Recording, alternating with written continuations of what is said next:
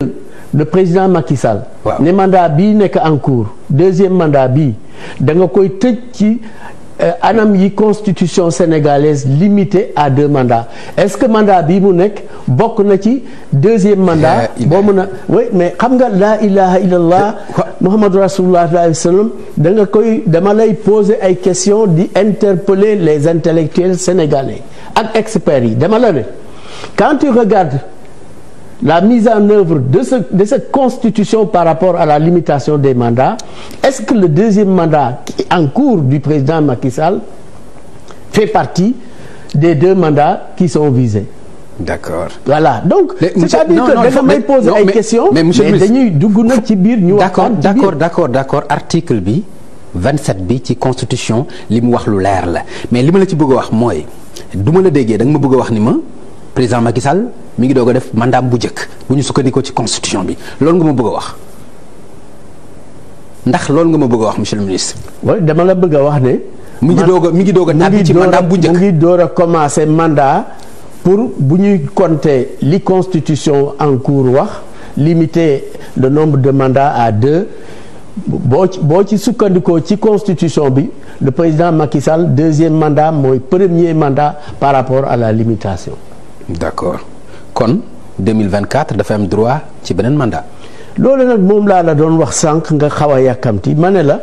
loolu kay def par force la non du par force. non si bu fekkente ni premier mandat bu fekkee premier mandat bi. yal na fekk yàlla def ñu nekk fi ak jàmm te moom gis-gisam may ko mu toog wala gis-gisam may ko mu def leneen yàlla rek a xam dama la ne loolu ëllëg mbiru yàlla la mais. comme dañ ma poussé pour ñu waxtaan nag réellement ci constitution bi lim taxaw par rapport ak la limitation des mandats oui le président de la République son excellence Macky Sall par rapport à la constitution qui limite le nombre de mandats à 2 mu ngi ci premier mandat léegi nag la muy defi 2024 ak 2025 dama la ne loolu laissons le temps au temps en ce qui me concerne en tant qu'acteur politique dama ne li ma soxal tey moo di deuxième mandat bi naka la koy doxale déggaat naa nga ni deuxième mandat bi yaakaar naa ni juumuloo ci. non deuxième mandat c'est attention loolu c'est les faits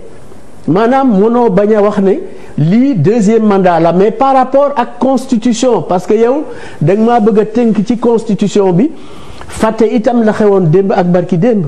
tënkuma la ci charte réew mi. charte réew mi man tënkuma la ci. charte la constitution est une loi et une loi pour qu'elle soit rétroactive il faut que ñu stipule que dans la formulation ici il ne s'agit pas d'un cas de rétroactivité qui a été signifié dans les textes donc.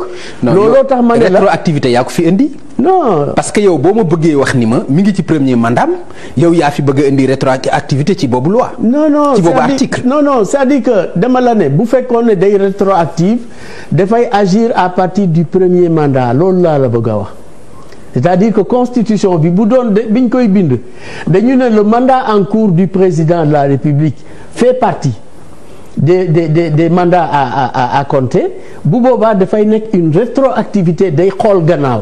or loi du xool ginnaaw. fañ ko tënkee fa lay commencer xool kanam. d'accord loolu laa la bëgg a wax. d'accord esprit bi moom moo ñu ko leeralal yow li ngay wax yëpp mën nañ ko sukkandi ci texte bi waaye esprit bi moom président ci boppam moom moo ñu ne ñaari mandat bu ma ko defee bu ma réew mi ci mandat bu njëkk ba mu ne am naa benn mandat bi maa ngi wut beneen bi buñ ma ko joxee pare naa ci. te bëgguma kenn di ma dégg ci ut ñetteelu mandat.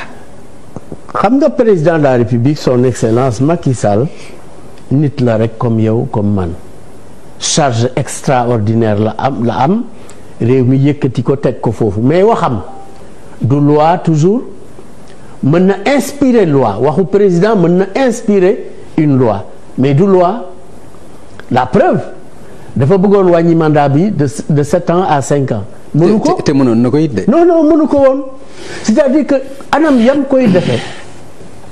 koy defee moom mooy ay anam yoo xam ne mën na sax créer ay instabilité au niveau du pays xam nga wax ko nii rek yomb na mais ñi xam droit dëggantaan ak conséquences yi xam nga ne moom bu forcé woon ne dafay limiter à 5 ans le mandat de 7 ans da ngay xool conséquences yi ak naka la koy defee xam nga du jaay doole mais teg ko ci yoon ba def ko ba mu réussir xam nga loolu experts yi nga xam ne ñoom ñoo ñuy représenté ci mbiru yoon ak doxalinam ak niñ koy taxawale ñooñu xam nañ ne ay risques yu rëy a ngi ci woon mënu ko def te waxu président de la république c'est vrai kilifa àdduna réew mi la mais nag waxam du loi mën na nag inspirer loi mën nañ ci sukkandiku pour taxawal loi. waxam du loi mooy wax.